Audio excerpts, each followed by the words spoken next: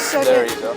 Oh, let's get the shot real quick, Jimmy. Did you get it? I thought you were like the high-end everything guy. 2 foot tetra. Yeah. I know I can keep. $74. I mean, I know I can keep these alive. So these are like one of the rare plecos. Those Definitely are the not a happiest community catfish fish. you've ever seen. Oh gosh. Whoa. We're gonna come back tomorrow, right? Okay, yep. We're gonna do everything about puffers. Everything you need to know. You promise. Just nailed it.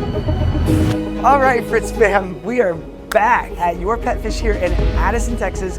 This is the coolest place for monster fish. We stopped at the puffers. There's enough puffer content that we can make a video for you all about puffers. Everything you need to know. Up first, as number 5 on your list. Yep. The Amazon puffer. The Amazon puffer. And they're so small. Yep. These are one of the smaller species of puffer we have in store right now.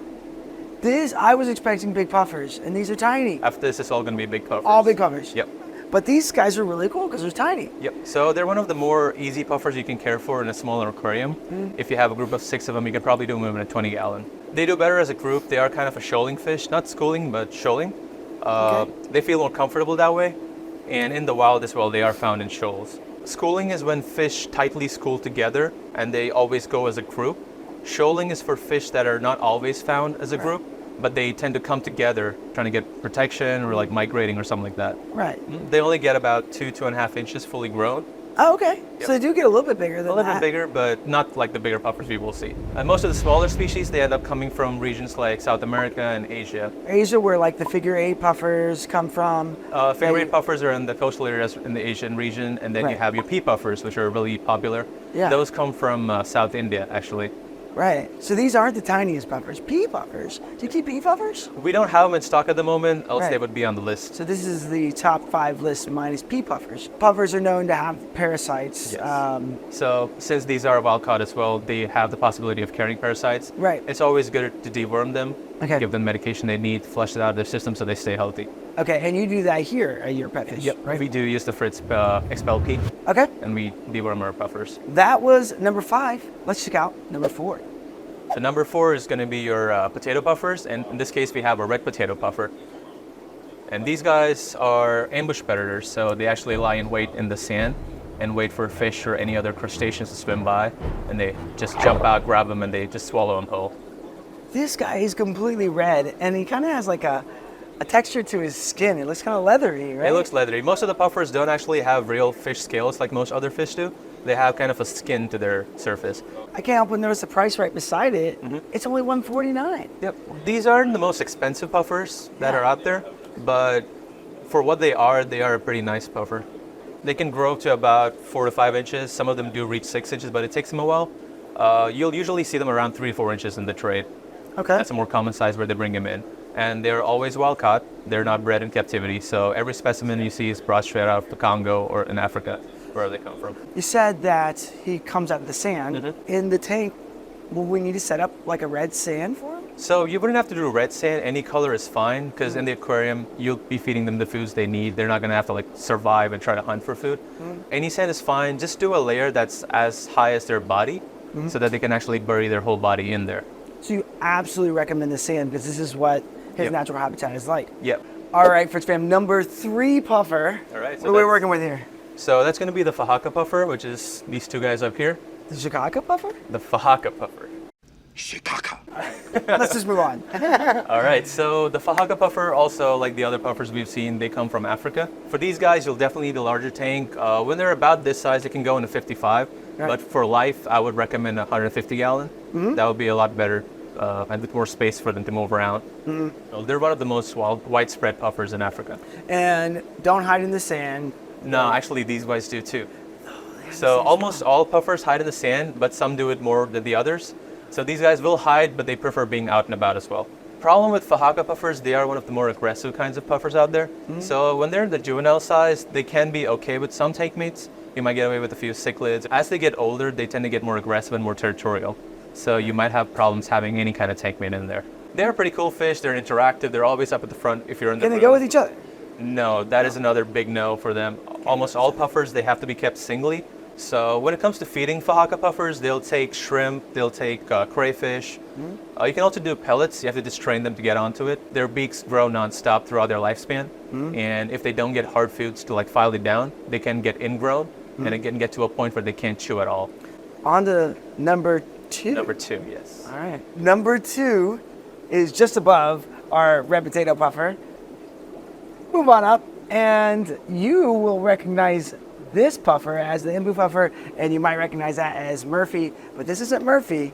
This is, right, Slurpee. Slurpee the puffer. All right, tell me about the Imbu puffer. All right, so the Imbu puffer, or MBU as some people call them, they also come from Africa. Again, I'm being redundant, but they are the largest freshwater puffer species in the world. Right. And they can get about 30 inches. MBU puffers are known to have issues when they all come wild caught. So What kind of issues?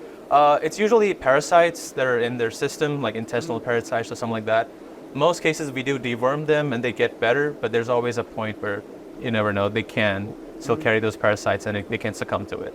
I'm not super sure how Aquarium Co-op uses Expel P, but I know that's a big medication for them. That is a dewormer. Yes. And so you said that you actually use Expel P. Yep, so we actually use Fritz medications in the store whenever we do our quarantine process or when we treat sick fish. Expel P is definitely one of the medications we use all the time because most of the fish that come in do have internal parasites, and that's the best product we've had, and we've tested it with other products too. We always had success with it. Contrary to other puffers, these guys are actually really peaceful, Right. and for the most part, they can go with most other fish. Everyone talks about, especially in the saltwater side, the porcupine puffer, it blows up, right? Do these freshwater fish inflate as well? Yeah, all puffers do puff up. And it's not good for them. It's not good for them. If they're in the water and they're doing it by their own free will, it's usually them just exercising their muscles. Every now and then you will see them just puff up randomly and go back. That's fine. They always do it just to make sure they can do it still. Right. But if you do take them out of the water, they will puff up. Out of the water, when they suck up air, that is injurious to them. Right. So their system is not made to handle air. It's okay with water, but not the air. All right, so Fritz fam, as cool as it looks on the Little Mermaid when the puffer puffs up, that's not really good for the puffer unless it's doing it on its own. It has the risk of getting air in its body, and that could kill the puffer. So you definitely don't want to try to force it to blow up by messing with it. So, number one, the best puffer that you have here at Your Pet Fish. Do you think this is the best puffer ever that you can get? In my opinion, it is. All right, Fritz fam, the best puffer that you could possibly get, not only here at Your Pet Fish, but in your opinion, anywhere. Anywhere. All right, so this is the number 1 puffer in the world, guys. What is it? So it is the Crossroad puffer. We have it right there. That thing is so cool. I'm telling you, when I came into the store for the very first time, what did I say to you? You want that puffer. Because it's so cool. Now, $2,500, not a lot of people can afford this puffer, but there is a market for a $2,500 puffer, right? Definitely, yes. So these guys are pretty new to the market, especially in the puffer section. They consider them as the holy grail of puffers because they're so hard to get, and they're always expensive because they don't find as many as you find like the other puffers in the wild. They always come in at a decent size. They're not too small when they catch them, and it's, again, bringing up the price tag. Right, and these are coming from Africa, right? Yep. They come from Nigeria and Cameroon. Okay. And those areas are hard to get into to actually bring the fish back out. Tart knows his puffers, okay? He knows exactly where they're coming from. All right, tell me more about his diet. Is it similar to the others? Similar to the MBUs and the Fakas, they need hard foods like snails, clams, crustaceans like crawfish. So they always search for food in the sand. You will see them blow into the sand every now and then to uncover maybe a clam or something hiding in there. So the Crossroad puffers, they're actually smaller than the Faka puffers. Yeah. They only max out around 15 inches. Okay. So they are a bit more manageable, but they do still need a pretty good sized tank. For the Crossrovers, ideally you will have a 150-gallon tank that gives them the space they need and the water volume as well. I know that I saw Amari here yesterday, and he's developed a special relationship with this Crossroad puffer, and he refuses to name it because he's superstitious, right? Yeah. But he actually has worked with this Crossroad so long that he can actually hold it in his hand. Yep. And you can do the same? Yep, pretty much he's used to all of us now at the store. Okay. He doesn't really puff up when you try to like reach for him or just pet him. He's a bit camera shy, so that's why he's hanging back, but usually it doesn't matter.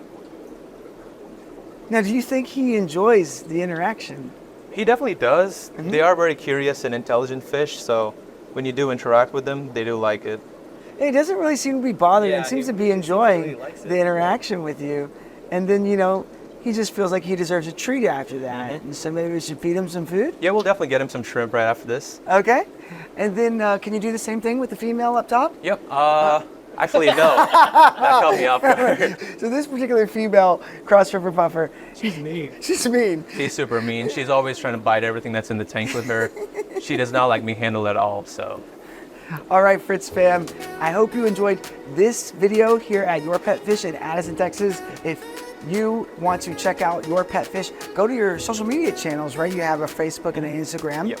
and you're actually going to be working on a website for people to actually buy your fish from wherever in the country. Soon we'll be shipping out to all over the United States. If you want to see more content like this, make sure to hit the like and subscribe button down below and comment down there. Tell us what you want me, Jimmy, and Evie to go video next, and we'll see you next time. Nailed it!